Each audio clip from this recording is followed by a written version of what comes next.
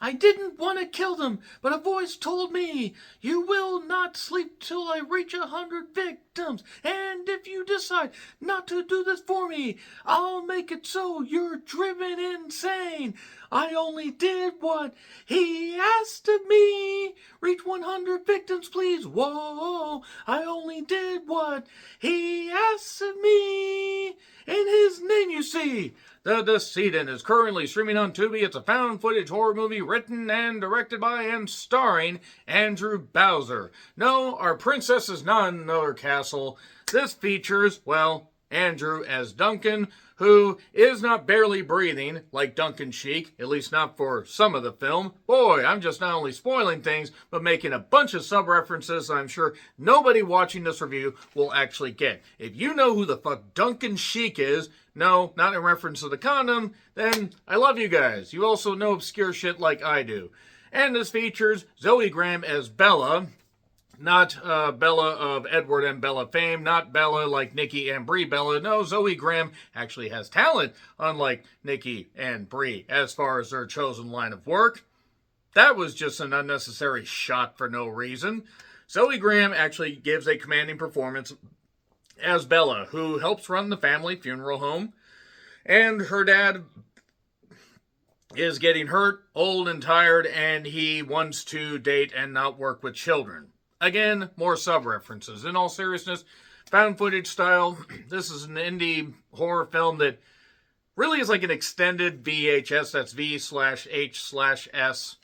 You know, not an actual VHS tape. This could have been found on a VHS tape, except there was a little bit too much digital stuff for it to be VHS.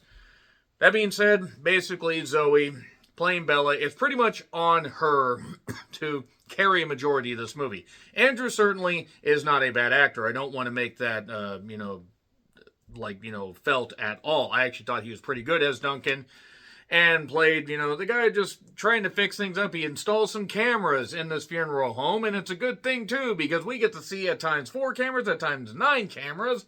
Number 8, number 8, number 8. Yeah, I can't actually burp on command. I'm sorry. I know, you're all disappointed, even though you probably never thought of that. Whole reason I seem like I'm amped up about this is when I clicked on the Decedent, I wasn't actually sure how this was going to go, because when you see the found footage thing, you could get pretty much all the slop. That's not just on Tubi, but that you'll find on Amazon, that you'll find on other streaming services, usually free streaming services, and it looks like there was no effort put in. That's not actually the case with the Decedent. There's actual talent and effort put in here. Sure, again, it's just an extended VHS short if you try to break it down, and there are some well-worn tropes, but the movie actually ends up being pretty effective, thanks due in large part, well, Andrew being a pretty capable filmmaker and understanding how to use tropes, even with a little bit of familiarity, spin them a little bit and have some fun. And Zoe actually really doing a very good job. Like anybody that is involved in this production is gonna fucking watch this. If you do, thank you very much, and I wish you nothing but success. It's not a perfect movie, but I put this on par with Raw File. I thought Raw File was pretty good with how it utilized the found footage stuff, especially with the meager budget that it had. This obviously had a low budget, and at 80 minutes was really pretty goddamn good overall. So, perfect, no, but well worth your time, at least in my personal opinion. So I'm going to get into spoilers, but again, Zoe, pretty good performance. Andrew, capable filmmaker, very, and good as a lovable goof. Anyway, 3, 2, 1, spoilers. So, there we go. The guy that played the dad, by the way, isn't terrible either, but he's not really given much to do. And we find out a little bit about Zoe, like she has an ex who is a cop named Mark. Oh, hi, Mark. And yeah, the Brady funeral home, we get like an ad. It's like your standard local promotion ad, like stuff you would find if you were in the area. Apparently it's in South Pittsburgh, I guess. I don't know if it's actually legit in South Pittsburgh, but good on it. It does actually kind of look like it's pretty close because it's near some water. But Duncan's installing some cameras, and I did like how the 9 on the screen, like you didn't always have to pay attention, but you felt like if you didn't look at the screen, you might miss something, because there are times where nothing's happening in here, nothing's happening here, and nothing's happening here or here, but something's happening here, or something's happening right up top. Or something's happening over here in the corner. You always got to kind of look around like the sky puzzle. So, it turns out also that part of the reason these cameras are being installed is there are some thieves afoot stealing embalming fluid and using it for drugs, like we're Rave to the fucking Grave. I actually don't remember if Rave to the Grave used embalming fluid as drugs, but I seem to recall that. That was Return of the Living Dead, by the way. And it turns out this guy named Richard Feller, who was a killer, he's a hell of a feller. You know, that means his name is Dick Feller. Dick Feller. Now that I can be serious, Dick Feller. I'm sorry. Once I had that in my head, once I had that Dick Feller in my head, boy, this is just going off the goddamn rails, isn't it?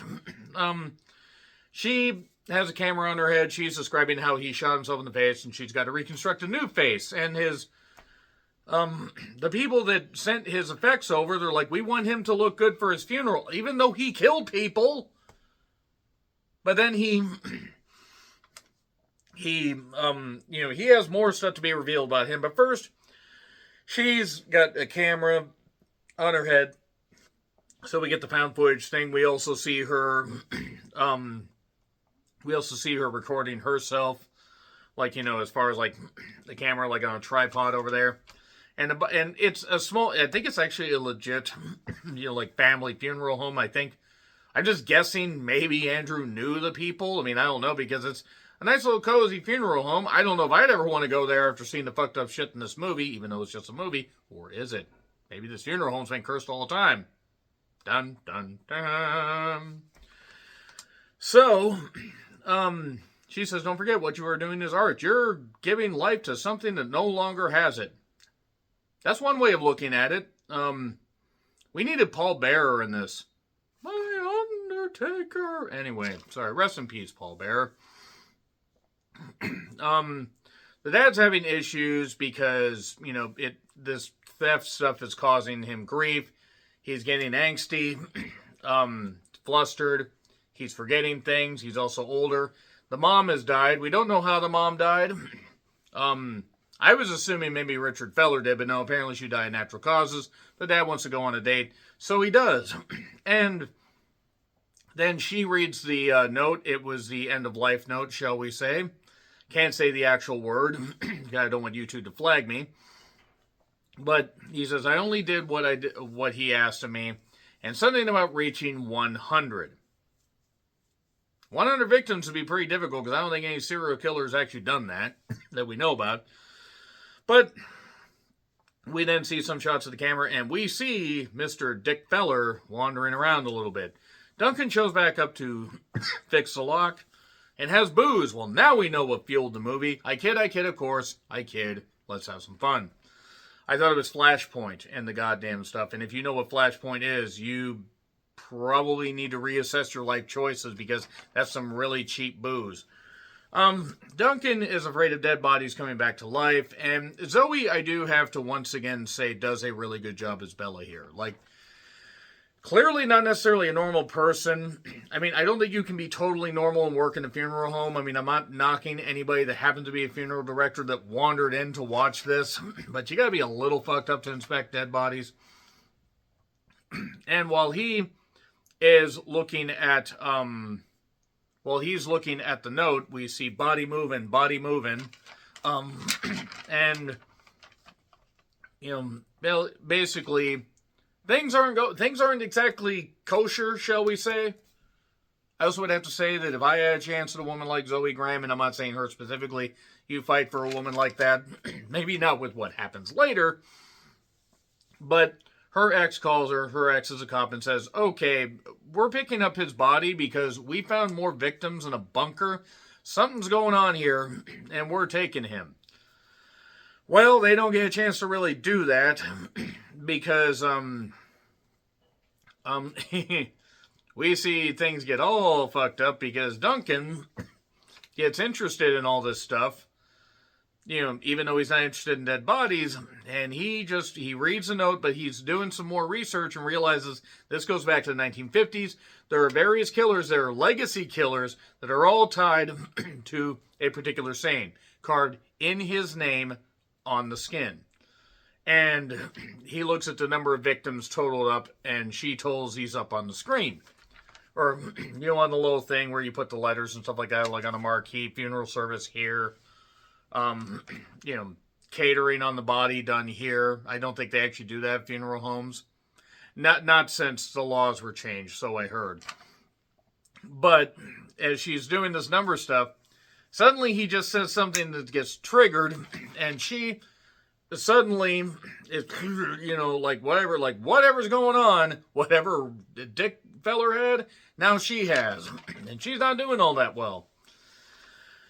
So about halfway through, just around, maybe a few minutes past halfway through, because again, it's only 81 minutes with credits, she ends up going behind Duncan and killing him. Great blood splatter effect on the wall, by the way. That was actually pretty effective. I imagine that I was hoping that was done in one take, because if not, that would have been very hard to clean and make look good. She doesn't know what she did, and she's kind of waffling back and forth. She doesn't realize, shit, she's got to carry on the legacy killing, but she doesn't want to kill the people that she cares about. And then Mark shows up, and she says, well, don't come through the front door, come through the back door. Oh my. That's how you let your ex know that you're still into them. I'm sorry. I'm so sorry. So sorry to anybody watching this. Sorry to anybody involved in this. But brings the stretcher through, loads the body up, they load it into the van. Then she says, I have something I want to tell you, but I don't want you, because now the voices are starting to get, need to get to 100 in his name. Satan, not Satan, like in The Carpenter's Son. Check out my review, The Carpenter's Son, by the way, if you want to see me be really bored. But she ends up also killing Mark, because why not? Why not kill Mark at this point? It's just fully, she's just like absolutely insane. You, me, and it's me and Richard, whatever was in Richard's in me, the Dick feller is in me. And he's with you now, and so Mark's dead. Mark's totally fucking dead. And okay, maybe the spirit effects were a little bit, but then again, the effects in raw file were a little bit dodgy, and I'll overlook that because the film was what it was, and it also had a small budget.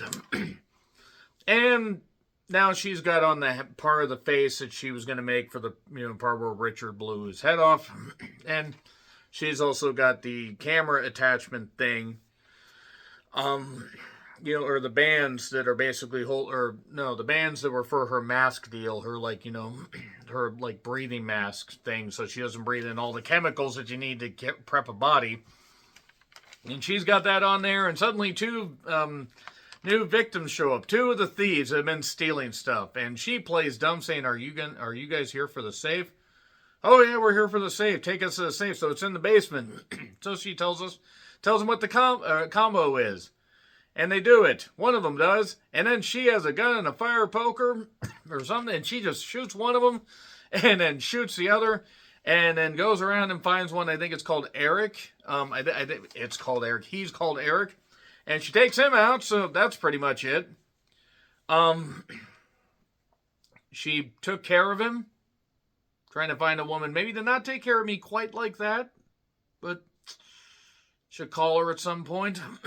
I managed to escape the trunk once. Can I do it again? You decide. So she ends up doing the autopsy on. I didn't catch the girl's name. Sorry, I didn't catch her. Good acting by the girl here, because she's like, oh, here's how you find the veins and how you find the chemicals and this kind of stuff. And it's a live autopsy because that girl was chloroformed. And chloroform does not work that quickly. You need a little more time to get it on the rag and get it in the lungs. So I heard. You can't prove anything. She ends up basically, passed out, and then comes back as she's being cut up, and then the fluids and stuff like that she had in her, so she's dead. And then her dad shows back up, and she's one last little vestige of Bella, trying to get her dad to leave. He doesn't, and she ends up killing him. And then the cops show up. Okay, one cop arrives, and she ends up attacking him. And that is the end of It has the end of the Decedent. Almost call it the Descendant, but that wasn't right. I did like the way the bodies were displayed also as the one lone cop arrived. Because I guess all the other units in South Pittsburgh were busy. They had the flashlight. Nice, neat little trick with the flashlight catching the bodies. And then there she was. So, is it a perfect movie? No. Is it great? No. But there's greatness on display in parts. Because making the most of an indie budget like this proves you got the chops to work with bigger projects. So yeah, pretty good movie overall. I'm going to give it a B. Put a review on Letterboxd as well, so let me know your thoughts in the comments. Like, share, subscribe, Twitter, Letterboxd, Blue Sky handles in the description. I'm John Rentlin, and until we get possessed by Satan again, in the name of 100, happy trails to you.